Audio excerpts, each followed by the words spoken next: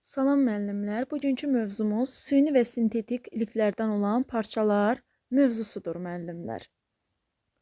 Bütün növ parça materialları iki böyük qrupa bölünür. Hansılardır? Təbii və kimyəvi parçalar. Kimyəvi parçalara bəzən süni parçalar da deyilir. Təbii parçalar heyvandır, bitki mənşəli, mineral mənşəli xam maldan hazırlanır. Və hal-hazırda da ən çox bitki və heyvan mənşəli təbii parçalardan istifadə edilir. Yəni bundan ən çox tələb olunur. Bitki mənşəli parçalar pambıq, kətan parçalara aid edilir. Heyvan mənşəli parçalara isə ipəklə yun parçalara aid edilir. Bir daha təkrarlayıram müəllimlər. Pambıq, kətan parçalar bitki mənşəlidir. İpəklə yun isə heyvan mənşəli parçalardır. Təbii liflər iki qrupa bölünür. Bitki mənşəli liflər və heyvan mənşəli liflər. Bitki mənşəli liflərin tərkibi yüksək karbohidrogendən, yəni selülozadan ibarətdir. Və bitki mənşəli liflər də özləri iki qrupa bölünəcək. Hansılardır? Bitkinin toxumundan alınan pambıq, gövdəsindən alınırsa, kətan, çətənə lifi daxildir. Deməli müəllimlər, bitkinin toxumundan alınır desə deyirik pambıq, gövdəsindən alınır deyiriksə, deyirik kətan və çətənə lifi daxildir. Həmçinin heyvan mənşəli liflər də tərkibini zülallı maddələrdən ibarətdir və bunlar da aşağıdakı kimi olurlar. Tərkibi keratin deyirəmsə, deyirik qoyun, keçi, fibroindən deyirəmsə, deyirik barama qurdundan alınan ipək daxildir. Və əlamətlərə görə parçalar süni və sintetik olaraq iki yerə bölünür. Süni sintetik olaraq iki qrupa bölünəcək. Süni parça üçün, liflər üçün xam mal qismində küknar ağacı oduncağından, pambıq tullantılarından alınan sellozdan istifadə edilir. Sintetik liflərin emalı üçün isə əsas xam mal daş kömürdür və neftdir. Deməli müəllimlər, süni parça üçün dedik ki, küknar ağacı oduncağıdır. Sintetik liflər üçün isə daş kömürdür, neft emalıdır. Kimyəvi liflərin emalı 3 mərhələyə bölünür. Ərimə məhlulunun alınması, lifin formalaşması, lifin işlənməsi. Nədir ərimə məhlulunun alınması müəllimlər? Mineral liflərdən başqa yerdə qalan bütün kimyəvi liflər ərimə məhlulu, yəni ərintilərdən alınır. Hansı liflərdən başqa? Mineral liflərdən başqa. Süni liflər qələvidə həll edilmiş selüloz kütləsindən, süni selüloz. Sintetik liflər isə müxtəlif maddələrin, yəni kimyəvi reaksiyalar nəticəsində alınır. Deməli müəllimlər, süni selüloz, sintetik kimyəvi. Lifin formalaşma ardıcıllığı necədir? Diqqət yetiririk. İlk növbədə qatı ərimə məhlulu çox saylı xırda deşiklər olan qapaqlardan, yəni ilk növbədə filyerlərdən keçirilir. Filyerlərdəki deşiklərin sayı 24-35 min arasında dəyişəcək. Məhlul şırnağı filyerdən axıb çıxarkən bərkiyir və nəticədə nazik saplar yaranacaq bərkiyəndən sonra. Daha sonra filyerdən çıxan saplar ümumi sapla birləşir, dartılır və bobinə dolanır. Bəs lifin işlənməsi nədir müəllimlər? Alınan saplar yuyulur, qurudulur, burulma, termik emal, burulmanı bərkitmək üçün mərhələlər keçir. Yəni lifin işlənməsi necə yadımızda saxlayırıq? Deyirik, yuyuruq, quruduruq, bururuq. Yəni bunu yumasaq, qurutmasaq işlətmərik də, işlədirik ki, bunu edirik. Yəni belə yadımızda saxlayırıq. Bəzi liflər isə ağardırır, rənglənir, yumşaqlıq vermək üçün sabun məhlulundan da emal edilir. Süni parçalar viskoz liflərdən alınır. Deməli müəllimlər, viskoz liflərdən nə alınır? Süni parçalar. Viskoz lifləri şəkilə diqqət yetiririk. Viskoz lifindən alınmış parça. Viskoz liflər küknar ağacı oduncağına yonqarından heç bir qatışıq əlavə edilmədən alınır. Və təyinatından asılı olaraq viskoz parıltılı və tutqun səthli olur. Necə olur? Parıltılı olur, bir də tutqun səthli olur.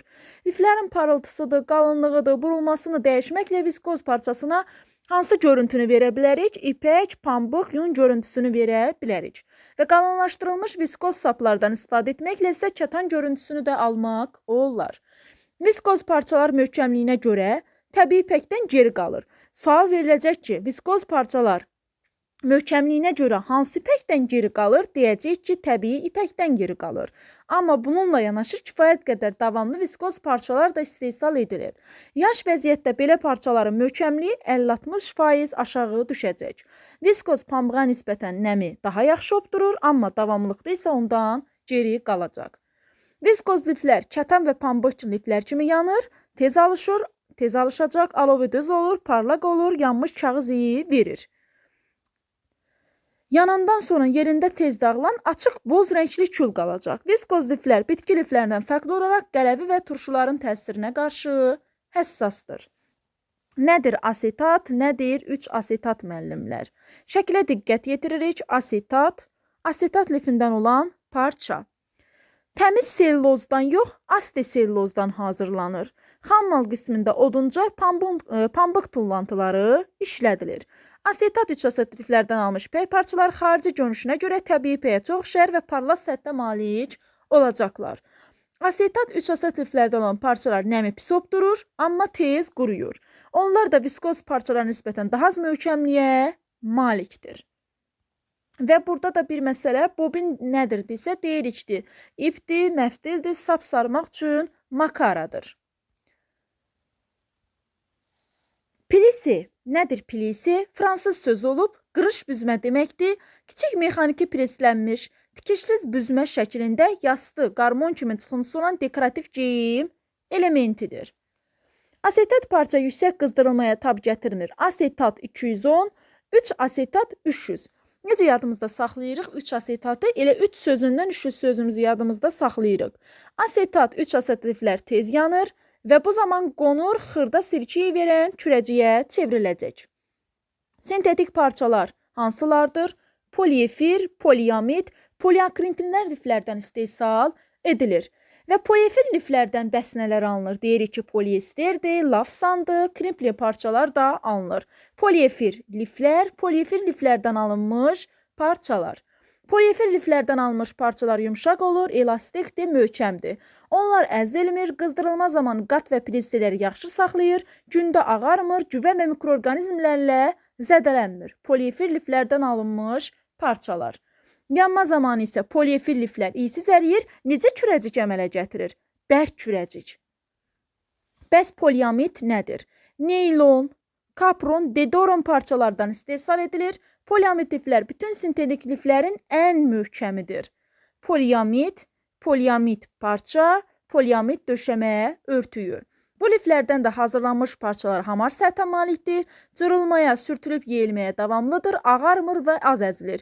Güvə və mikroorqanizmlərə qarşı zədələnmir.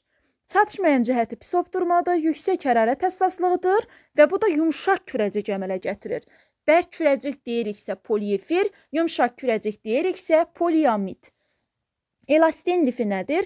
Laykra əsasən digər liflərlə qatışdırılır. Dartılma zamanı çox elastikdir. Öz uzunluğunu 7 dəfə böyüdür, daha sonra əvvəlki ölçüyə qədər qısala bilir. Elastin lifinin quruluşu, elastin lifi, elastin parçası.